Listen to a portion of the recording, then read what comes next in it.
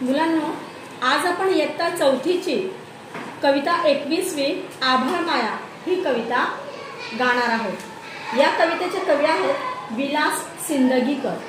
चला तर मग ऐकूया ही कविता। तुम्ही देखील माझ्या मागे ही कविता कृतीयुक्त म्हणायची आहे। पावसारे पावसारे पावसारे पावसारे मला पावसाचे ढग बनू दे, मला पावसाचे ढग बनू दे। डोंगर दरी आणि शेतात, डोंगर दरी आणि शेतात मला खूप कोसळू दे,